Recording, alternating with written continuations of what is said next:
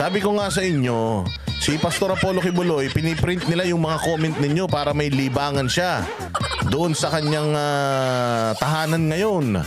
O kaya ilagay nyo dyan, o lahat ng mga banateros na nanonood ngayon, ilagay nyo. Bakit gusto nyong iboto si Pastor Apollo Kibuloy at masaya ba kayo na tumakbo siya? Masaya. Number 1, Pastor ko sa balota. Masayang masaya kami ng pamilya ko, tumakbo siya. May napatunayan na siya sa KOJC, kaya alam ko ipaparamdam niya sa buong Pilipinas. Ilagay nyo dyan. Bilis, ipiprint nila yan. Gustong-gusto kong iboto si Pastor para may spread ng Gospel of God sa Senate. Ayan. Mademonize ang mga demonyo sa Congress at sa Senate. Hindi ba? Ipasok mga bashers. Yung mga basher, bago po kayo mang-bash, gusto ko po maglagay po muna kayo ng magandang nagawa ni Bongbong, ha? Bawal po mag-bash dito pag wala kayong mailagay na magandang nagawa ni Bongbong Marcos sa Pilipinas, ha? May nabitay na tayong Pilipino. Ilagay nyo yun. Dahil kay Bongbong nabitay ang isang Pilipinong OFW, ilagay nyo, proud kayo mga putang ina nyo eh. Yung mga basher na mga walang utak, na mga pinaglihi sa taho. Parangawan nyo na bago kayo mang-bash, ilagay nyo muna, ito ang magandang nagawa ni Bongbong Marcos sa Pilipinas, tapos saka kayo mang-bash. Pag wala kayong mailagay dyan na magandang ginawa ni Bongbong Marcos sa bayang Pilipinas, putang ina, bawal kayo mang-bash, ha?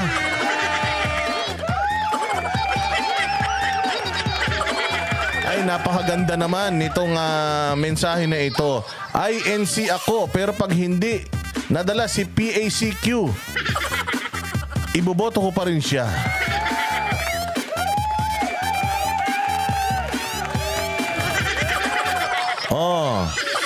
Bilis! Yung mga basher, bilisan nyo. Bago kayo mag-bash, maglagay muna kayo ng magandang nagawa ni Bongbong. Kung wala, puto, bawal mang-bash dito, ha? Yung mga dyan, yung mga Gina G, yung mga gigil na gigil at kabadong-kabado. Na si Pastor Apollo Kibuloy ay mag-number 1 sa Senado. Ayan na, ilagay nyo dyan.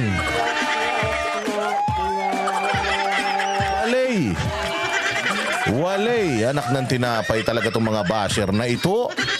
Utangin na, gusto nyo lang sahod kayo ng sahod, ah. Siyempre naman, pag binayaran kayo ni Bongbong, dapat kahit papaano ipagtanggol nyo naman siya. Maglagay naman kayo dyan ng magandang ginawa niya bukod sa wala. Dahil gigil na gigil sila, mga bossing, ilagay natin sa ating screen. Pastor Apollo Kibuloy for Senator.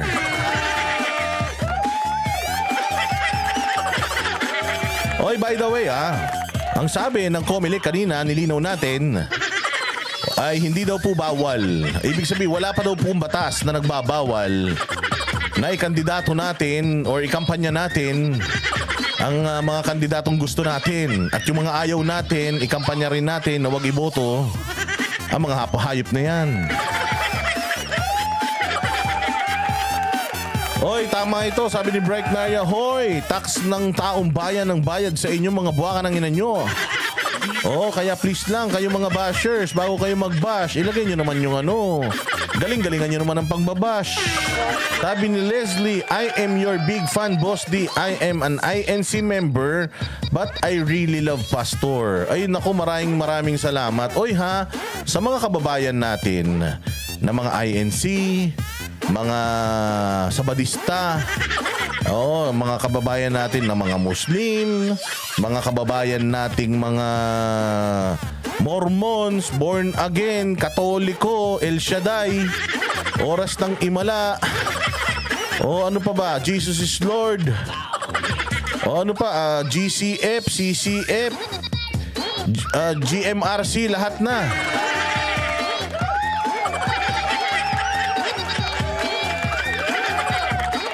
Pentecostal, lahat. Ano pa ba? Jehovah's Witness. At ano pa? Sino pa? Ano pa mga mga religious organization sa Pilipinas. Ano pang tawag? Ano pa? Ilagay nyo dyan. Yung mga Mormons, yung mga Jew, yung mga... Basta lahat. JIL. Lahat na ng ano dyan, lahat na ng simbahan sa Pilipinas, Adventist, dentist, lahat doktor, Protestant, Aglipayan, ayan, Baptist, sige, dating daan, isama na natin yan. Pati yung kay Abante. Ano pa, Alliance, SDA, GCF, CCF, Couples for Christ, lahat na. Kahit yung kay Senior Aguila. Sige, lagay natin Rizalista. Pati daw parokya ni Edgar.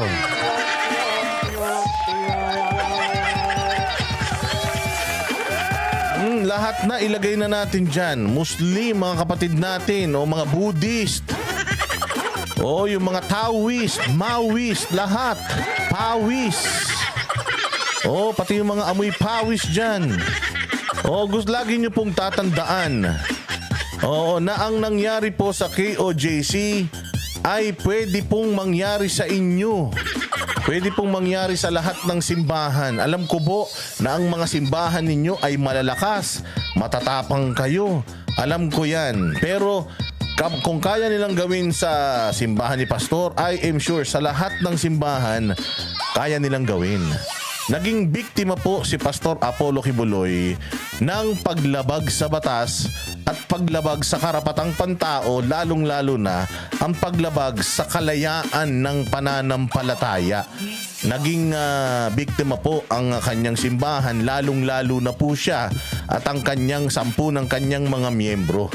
Yung kanilang kingdom compound bilang isang religious compound, bilang isang holy ground, ay 16 na araw pong kinubkob. Bukod pa po doon sa unang paglusob nila na may namatay na 2 at ngayon naman nung nakaraan may namatay na 1 at samut-sari ang mga nasirang properties. May namatay pa, may napukpok, may nadapa, naumpog. May lahat na ng nangyari talaga naman. May namaho, may umihi, dumura. Lahat po ng ng mga holy grounds ay ano po 'yan? Iyan po ay sanctuaryo at 'yan po ay ang tawag dito. Yung mga lugar na 'yan ay sagrado. Mr. Wolf, salamat kaayo. 5 pirasong milk tea, ay sarap naman 'yan. Sige, para gusto ko yung mga boba, bumara sa lalamunan ko lahat. Gusto ko yan. So lahat po yan, nangyari po sa kanila sa loob ng 16 na taon. Ito, 16 na araw. Nangyari po ito sa buong mundo. Dito pa lang sa Pilipinas nangyayari to. Kaya sabi ko sa inyo, itong gobyerno na to, record-breaking, lahat ng kabalbalan ginawa na nitong gobyerno. Kaya kung makikita niyo, nangyari yan dyan sa Kingdom Compound. Simbahan na mismo, nagmamakaawa pa yung mga miyembro ng simbahan na magsimba, magmisa doon sa kanilang simbahan. Imagine yan. Lourdes Villaviray, salamat po. Pastor Kibuloy Marcoleta and Team Duterte. So makikita ninyo simbahan mo na, ikaw na mayari. Hindi ka pa makasimba, kinurdunan pa, binaboy-baboy, winarak-warak, kung ano-ano pa. Yung napakaganda at napaka-holy at sagrado na lugar, hinukay pa. Eskwelahan na dapat pumapasok ang mga estudyante. Ang mga estudyante itinaboy sa eskwelahan. Ang mga may-ari ng mga bahay na dapat na tinutulugan, tinaboy sa mga bahay nila at sa mga kalsada pinahiga.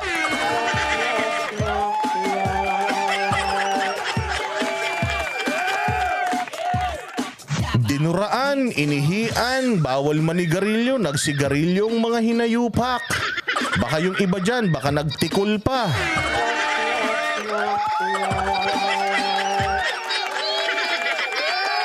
pinatayan ng tubig, pipapatayan ng kuryente. Yung gate na hindi kanila, sinisira nila. So ibig sabihin, napakarami ng paglabag kung iisa-isahin natin, Diyos ko po.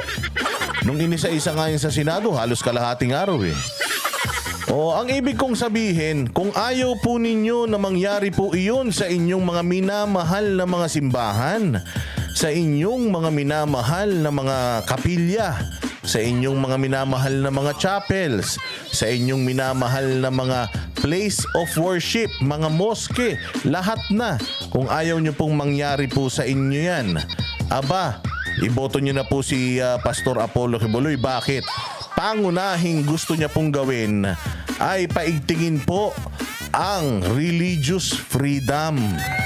Ang batas na nagdi-define sa separation of state and the church. Pagtitibayin po, hindi na po papayag si Pastor Apollo Quiboloy na mangyari po yung nangyari sa KOJC sa kahit na anong religious organization sa Pilipinas.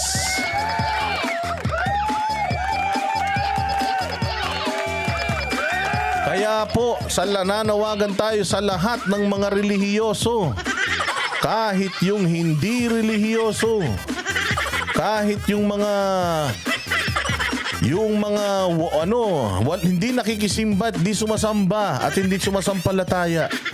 O nananalangin po ako lalong-lalo na doon sa mahal yung kanilang mga ministro, mahal yung kanilang mga pastor, mahal yung kanilang mga pare, mahal yung kanilang mga preacher, mahal yung kanilang mga ano pa bang tawag, mahal yung kanilang mga imam, mahal yung kanilang mga basta yung mga pinuno ng inyong mga simbahan, mga miyembro ng inyong simbahan, mga pari nyo, mga madre nyo, kung mahal na mahal nyo sila, mahal na mahal nyo ang inyong reliyon, mahal na mahal ninyo ang inyong simbahan, iboto po ninyo si Pastor Apollo Quiboloy. Poprotektahan niya po kayong lahat.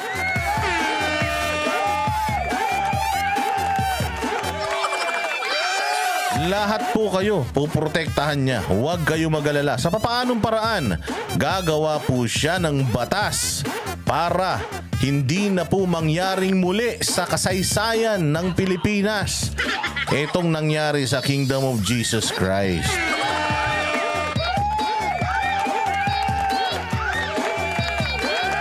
Pwede po nating sabihin na ginamit ng Panginoon ang KOJC para sa lahat ng mga relihiyon, para ang lahat ng mga relihiyon ay maprotektahan mula sa politika ng mga buwisit, na mga patay gutom sa kayamanan.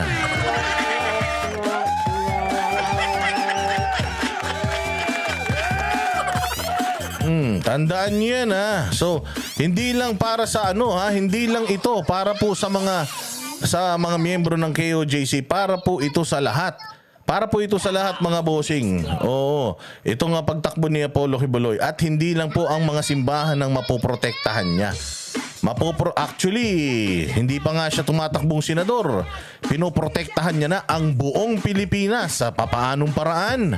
1 bilyon ang ginastos ng simbahan ni Pastor Apollo Quiboloy para tumulong sa gobyerno, sa NTF-ELCAC na labanan ang propaganda ng mga komunista at labanan ng mga komunista at pababain, pasukuin ang lahat ng mga komunista sa Pilipinas. So, dahil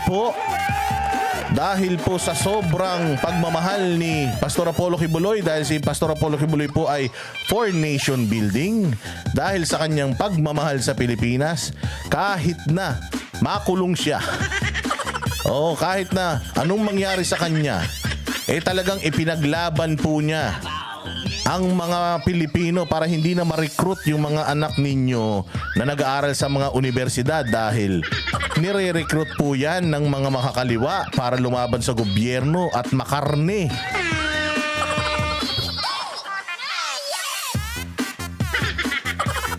Ayan na. So lahat yan. Aside from that, Napakarami pa pong programa ni Pastor Apollo Kibuloy, lalong-lalo na sa ating mga IPs, indigenous people, sa mga katutubo. Kita nyo naman, walang pakialam ang gobyernong to sa mga katutubo. Kita nyo yung ginawa nila doon sa Kitbug, mga katutubo ang mga nakatira doon. Anong pinaggagawa nila? Pinahirapan nila, may namatay pa 2.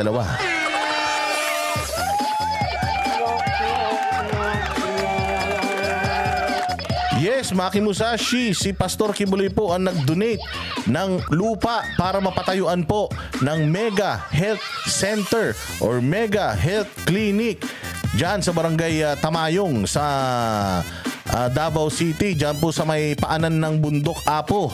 Opo, hindi lang po yan ang dinonate niya, meron pa po siyang dinonate na eskwelahan.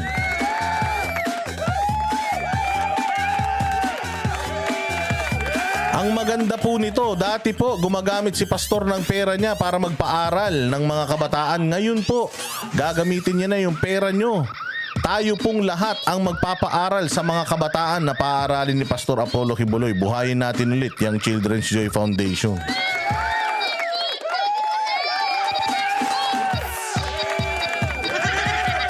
Ayan na. Kaya ayan, nakita nyo naman. Sa sobrang galit na galit ng mga NPA kay Pastor Apollo Kibuloy, ay Diyos ko po, eto umiiyak na yung isang sympathizer.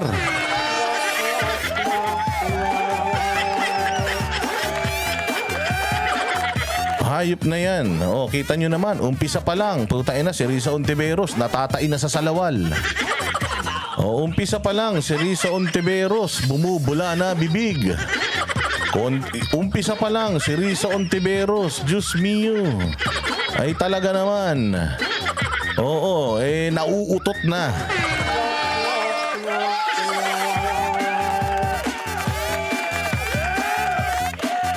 Umpisa pa lang, si Risa Ontiveros pumuputak na. Ang sabi niya, Apollo Kibuloy, magkaroon naman kayo ng konting hiya. Aba, Risa Ontiveros, ikaw nga walang hiya eh. Ikaw nga walang hiya eh, nandiyan ka eh. Ikaw nga eh, may issue ka sa PhilHealth, nandiyan ka pa rin eh. Meron ka pang issue ng witness tampering, nandiyan ka pa rin eh. Sabi niya, para sa isang taong humaharap sa patong-patong na kasong kabilang ang human trafficking at child abuse, utangin na ginamit mo pa yung child abuse, Risa Ontiveros. Para sa taong humaharap pa lang sa patong-patong na kaso, humaharap pa lang sa kaso. Ang kapal ng mukha mo, Risa. Imaginein mo, kaso pa lang, hindi pa napapatunayan na may kasalanan si pastor. Nanggagalaiti ka na, aba, punyeta ka. Anong masasabi mo kay Franz Castro na hindi lang humarap sa patong-patong na kaso, na convict pa bilang child abuser?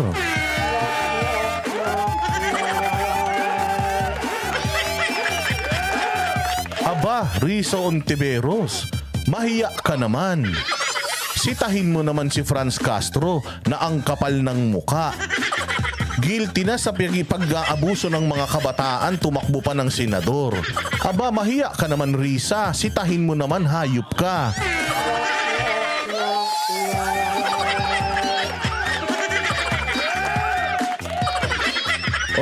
Risa, nakuryente ka. Unahin mo muna yung bakod ninyo. Yung bakuran ninyong mga anti-Duterte, ang baho-baho. Naninita na kayo ng bakuran ng KOJC, ang linis-linis. Sa sobrang linis nga ng KOJC, bawal kang pumasok doon dahil virus ka.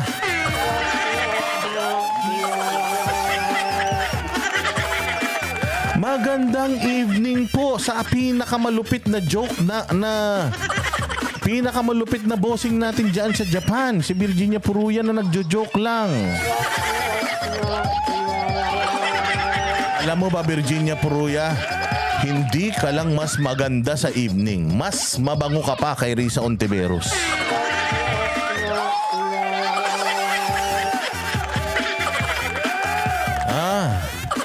Mahiya ka, Risa Ontiveros, ang kapal ng balat mo. Puro bukbuk na nga yung mukha mo, ang arte-arte mo pa. Putangin na, judgmental ka pa.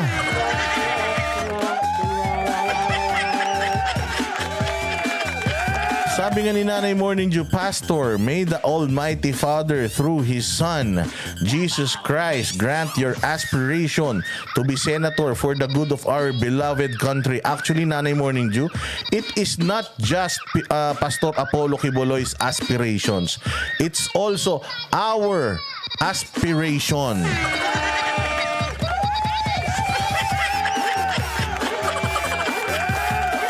Ayan na, kaya Risa Ontiveros, mamatay ka sa inggit, gusto mo ngayon na.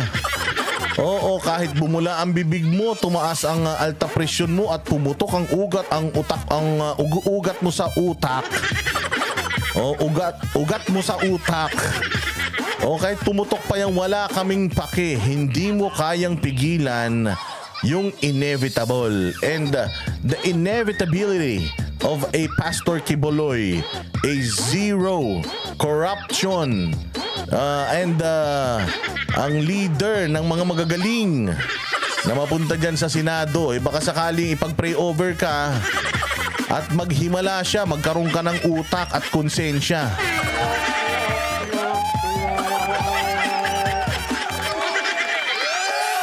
Oh, kung si Franz Castro in love kay PRD, ito naman si Risa in love kay Pastor. Oy, Risa Ontiveros, 74 na si Pastor, mas makinis pa mukha niya sa'yo. Oy, Risa Ontiveros, hindi ka pa nakakatulong sa bayan. Yung mga pinamimigay mong kahon sa DSWD yun, hindi yun sa'yo, pera namin yun. Kapal ng mukha mo, baka kahit lupa sa paso, wala ka pang naidodonate, kupal ka.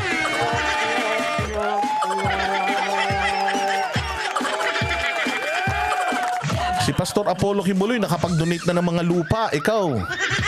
Putang ina, dinodonate mo sa amin, walang kwenta mong yung mga walang kwenta mong opinion, hindi naman namin kailangan.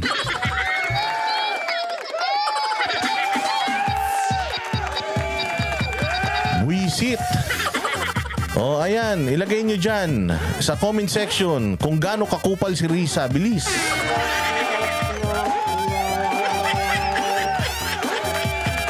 Sabi nga ni Garski, baka mas malaki pa yung na-kickback mo. Baka ha? Hindi niya sinasabing totoo. Pero sabi ni Garski, baka mas malaki pa yung na-kickback mo kaysa yung napunta sa tao.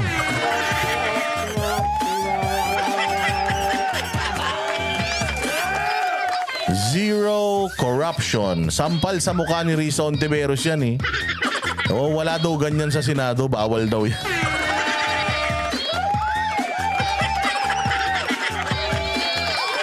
O, ilagay nyo dyan kung gaano kayo kainis kay Risa para i-print ng SMNI tas ipadala rin sa kanya.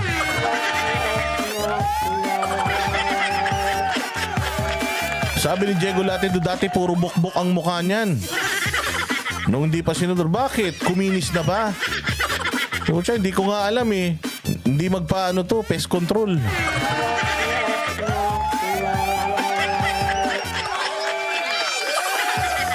Hindi ba?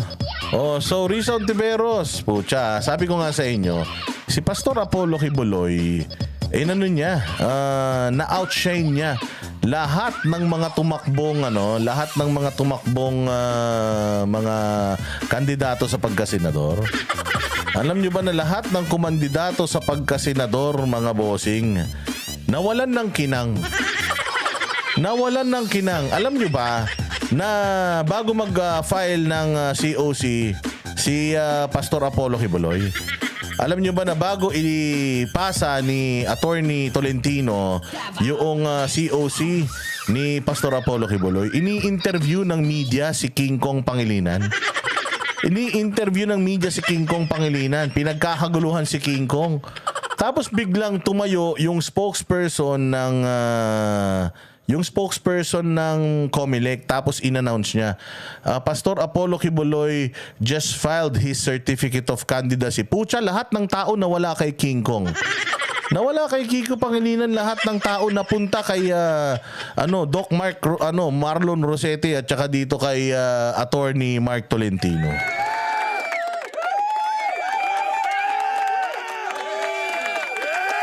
Oo, biglang lahat ng media iniwanan siya. Kaya umuwi na lang sila ni Sharon Cubeta.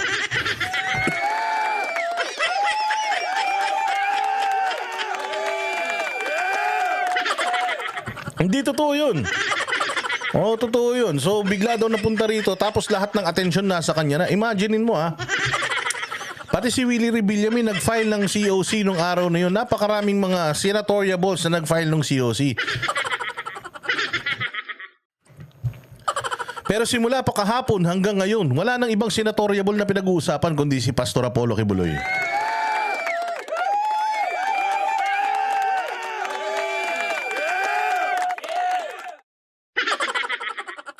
Dahil lang inom ng tubig.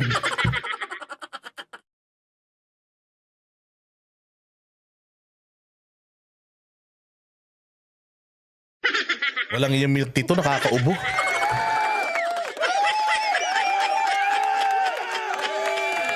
Lahat. O napansin, sino ang lalakas ng mga senador, di ba? Sa sobrang lalakas ng mga senador, mga bossing, kahit isa sa kanila, walang nakipag-usap. Kahit isa sa kanila, wala nang pinag-usapan. Kahit isa sa kanila, wala nang mga ini-interview ngayon. Ang laman ng balita, puro si Pastor Apollo Kibuloy. Unang araw pa lang, putya yan, binabanatan na kagad yung COC niya. Dapat daw i-disqualify. Bobo sila. Bobo sila. Yung partido na nakapirma dyan, alam nyo ba ito si Mark Tolentino? Presidente siya ng partido na yun. Kaya lang, hindi daw siya kinikilala di umano. Meron pang certificate na pinakita si Mark Tolentino na siya ang pinuno nung samahan na yan. Ngayon, kung ayaw nyo naman, putang ina nyo, diwag. Kasi pwede naman maging independent si Pastor, mga gunggong. Kaya na namin ikampanya yung mga tarantado. Bakit? Sa tingin nyo, hingi ba ng pera sa inyo yung mga ulul?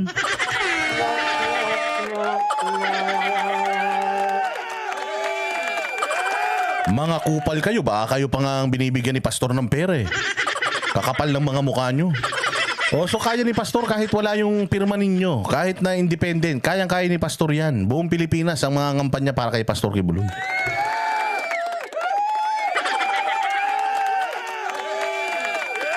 Ang balita nga ng ang balita nga ng ABS-CBN, dinis-own daw si Pastor. Putang ina nyo, okay lang. Ano naman kung i-disown nyo si Pastor? Niyayakap siya ng taong bayan. Sino ba yung kupal na partido na yan? Bahala kayo sa buhay nyo kung ayaw nyo, diwag. Kami nang bahala kay Pastor. Alam mo, partido ni Pastor? Partido Banateros.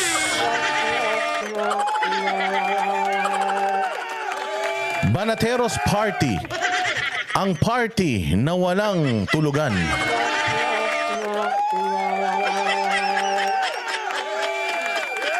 So makikita nyo, di ba? Buong araw ngayon, putya si Pastor ang pinag-uusapan. Yung mga vlogger sa kabila, si Pastor ang pinag-uusapan. Ang buong vlogging industry ng mga pro Duterte, si Pastor Kibuloy ang pinag-uusapan. Abay, putang ina, delikado kayo.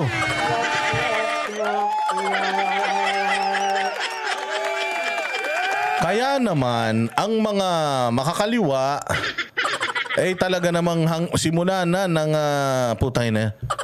Magsisimula pa lang kayo ng magsisimula pa lang kayo ng paninira nyo kay Pastor, mga gago. Tagal-tagal nyo na sinisiraan si Pastor, hindi nyo pa rin masira si Pastor.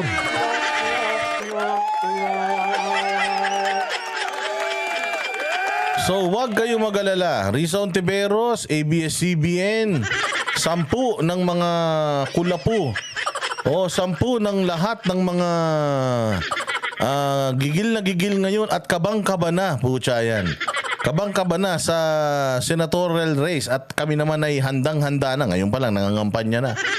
Kaya nga pinagtatanong na namin yung Comelec kanina eh. Bawal po ba? Bawal po ba sa social media? Bawal po ba kaming mangkumbinsi na ng mga kamag-anak namin, kaibigan namin, pamilya ng kaibigan namin? Bawal po ba? Sabi nila, hindi. Therefore, starting today, yung ating assignment na bawat miyembro ng pamilya natin ay atin na pong i-convert yung number 1 sa kanilang pagkasenador. Ipalit na nila si Pastor.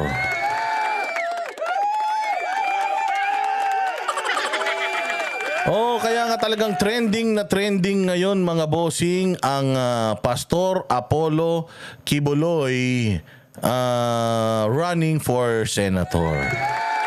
Trending po yan, promise. Promise, kabang-kaba sila. Imagine. Ang isang senatoriable na tumatakbo bilang senador, pumupunta po yan sa mga simbahan para lang po i-alok nila ang kanilang mga sarili. In the hopes na i-endorso sila nitong simbahan na ito at lahat ng mga miyembro ng simbahan na ito ay bumoto sa kanila.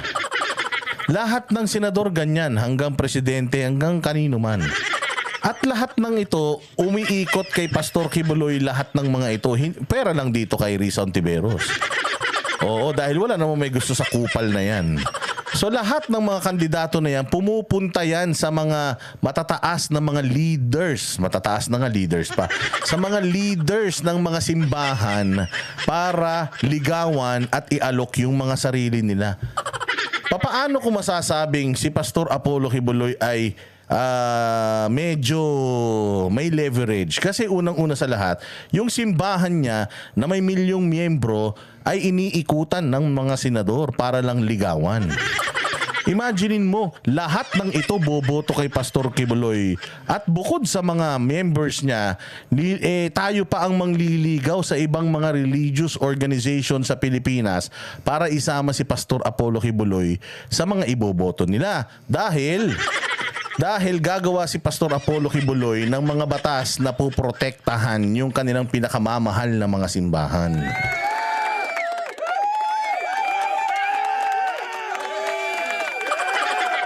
Hindi ba? So yan ang lagi nating sinasabi, mga bossing, na ibang klase ang arrive ni Pastor Apollo Kibuloy. Ibang klase ang arrive ni Pastor Apollo Kibuloy. Bagamat wala silang kakayanan financial dahil naka-freeze yung mga assets nila, dito nyo makikita yung second coming ng totoong demokrasya. Tayong mga Pilipino ang mga kandidato para kay Pastor Apollo Kibuloy sa buong mundo.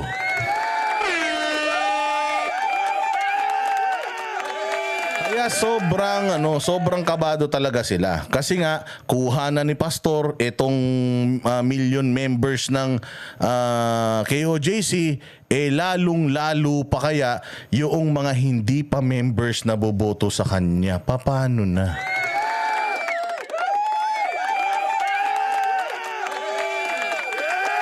Diba? Imaginein nyo na lang yun.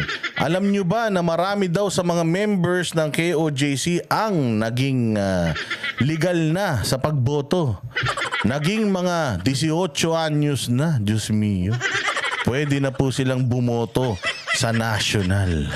At dahil dyan, mas lumaki pa po ang voting capacity, capabilities ng simbahan ng KOJC. And again, nanliligaw ako sa lahat ng mga nanonood dito na miyembro ng iba't ibang mga simbahan. Kung gusto po natin na maprotektahan po ang inyong mga pinakamamahal na mga simbahan, Pastor Apollo Kibuloy, sigurado ako gagawin niya yan.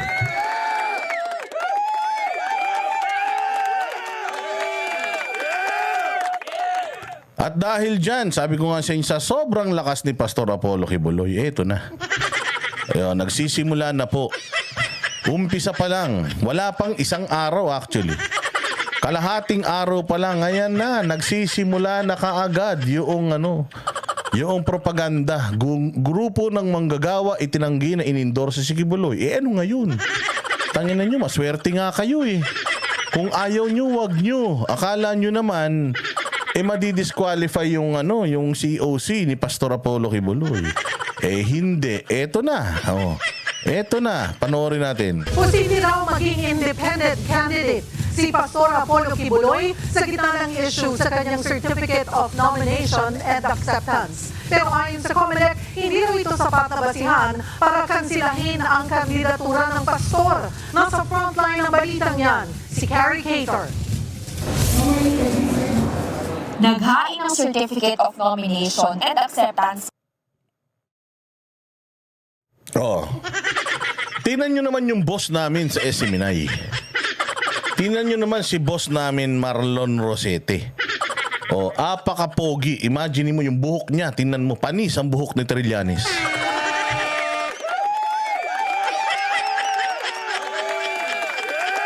Kita mo, di ba? Mukha siyang shogun ng mga Hapones. Tingnan mo naman yung buhok niyan. Walang nakatikwas dyan. Ganyan sa Kingdom of Jesus Christ. Oo, service excellence. Hindi pwede dyan yung putyo-putyo. Kailangan ng buhok mo dyan nakaplansya.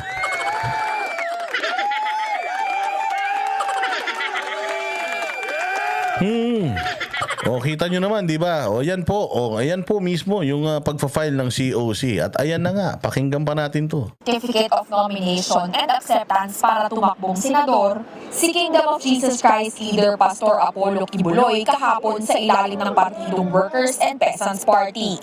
Pero sa isang pahayag, itinanggi ni WPP President Sani Matula na pinirmahan ng mga opisyal nila ang kona ni Kibuloy. Oy, Attorney Sani Matula. Putangin na mo, hindi ka naman importante. Hindi ka naman mukhang teka, labor leader ka? Paano ka nag-leader? Lideran ka.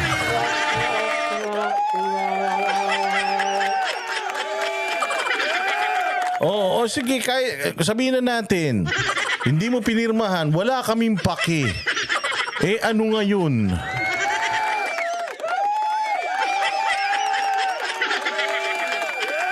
Buloy. Hindi raw alam ni Matula kung sino ang pumirma ng kona ng pastor. Para sa COMELEC, hindi ito sapat na basehan para kansilahin ang... Ano ka ngayon? Hindi daw sapat na basehan para kansilahin yung COC ni Pastor Kibuloy dahil hindi ka naman daw importante. Hindi ka naman daw kilala. Kahit daw kidnapin ka ngayong araw, bukas, makalawa, mamatay ka, wala naman daw maghahanap sa'yo. Kaya okay lang yun, sabi niya. Okay lang yun kahit na hindi mo i-acknowledge yung pirma. Huwag ka mag-alala, kaya niya mag-isa.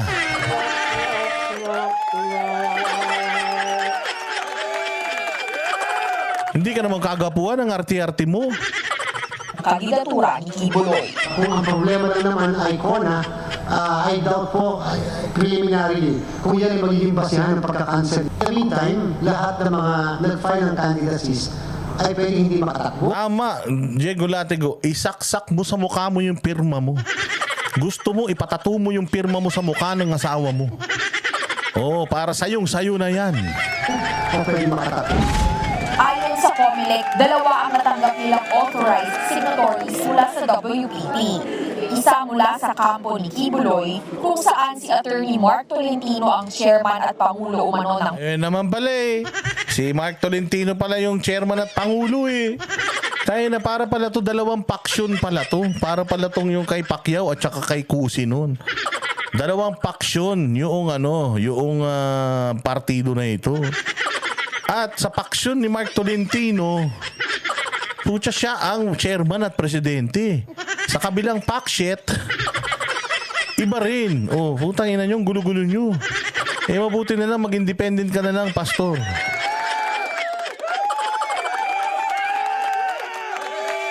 Pabayaan mo na mga paksyet na yan.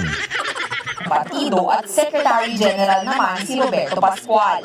Sina Matula at 3 pang opisyal ng WPP sa isa pa. Sisiyasatin daw ng... Yun naman pala 2 paksyet pala yan Walang hiya kayo talaga COMELEC kung sino talaga ang lehitimo o tunay na authorized. Wag mo nang alamin, COMELEC, kung sino lehitimo, putangin na kanila na yan. Ibigay mo na sa kanila, samahan mo ng 5 piso, tsaka hopya. Para may makain sa mga hayop sila. Pagka nanalo si Pastor Apollo Kibuloy, putangin na luluhod ang mga yan, magmamakaawa.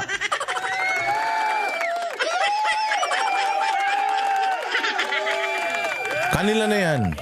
Ibigay na yan ibigay na rin. Sorry na yan wag mo nang hihiramin ulit yan. Signatories para sa mga kandidatura ng partido. Sana nga po yung partido mismo ay sumulat sa amin para naman may trigger. Ayaw po namin kami mismo, hindi po tama yun Kasi para masyado tayo... Putangin na kasing yung paksyet na yan. Nauna pa mag-statement sa media kaysa magpasa ng reklamo sa COMELEC. Pukin ang ina nyo. Mga hayop kayo. Puro kayo politika, punyeta kayo. Sino ba nagbayad sa inyo? Magkano babayad?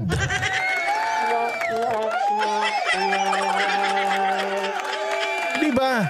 Tayo na nagbibigay na kayo ng opinion sa media, pucha, yung tamang proseso which is magreklamo kayo kung talaga may reklamo kayo ha. Magreklamo sa Comelec, putangin na. Hindi nila ginawa. Ibig sabihin, putaragis, papogi rin itong mga hayop na ito.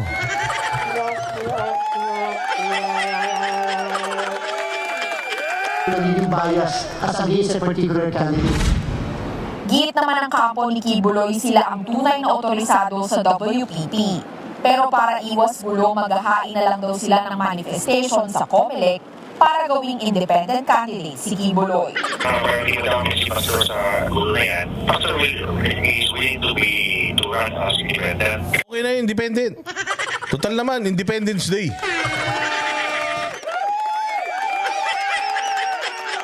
Oh, independent. Okay na yan. Mag-independent na lang tayo para tapos. Oh, para wala na silbi yung mga, ano ba yan? WPP? West Philippine P?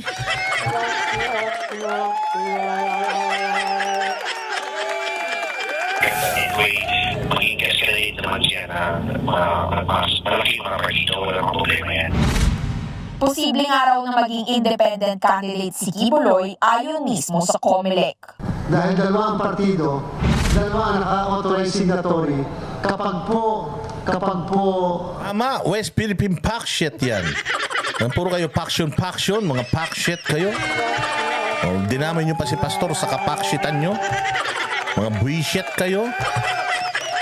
nagsabit sa parehas na posisyon, ang dalawang grupo na ito, dalawang signatory, nilalabas po magkaibang siya CONA, independent candidate yung mismong kandidato.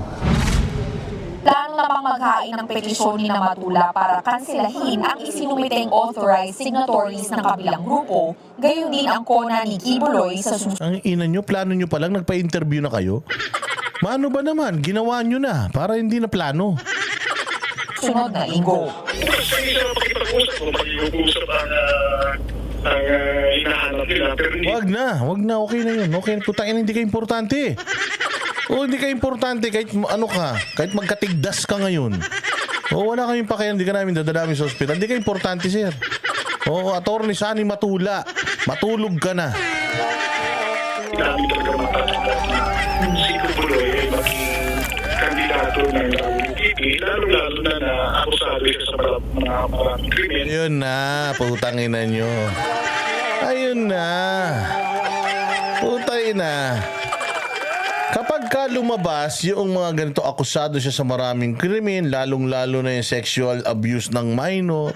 Pag lumabas yung mga ganito, puta, alam na this. Alam na this. Putangin na, may resibo.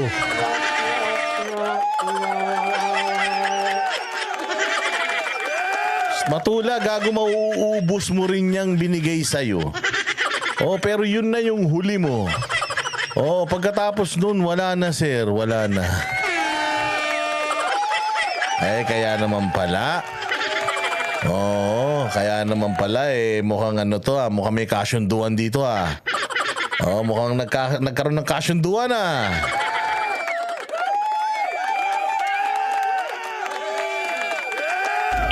Lalo-lalo na yung abuse or sexual abuse sa minor. Kasalukuyang nakakulong si Kibuloy dahil sa kasong qualified human trafficking at child abuse. Nagbabalita mula sa frontline. Palakpakan. Siyempre, kailangan nilang i-highlight yun. Kasalukuyang nakakulong ngayon si Pastor Apollo Kibuloy para sa kasong ganito, ganyan. Siyempre, kailangan i-highlight nila po. Mga ano yan Mga propagandistang mga hayop na yan.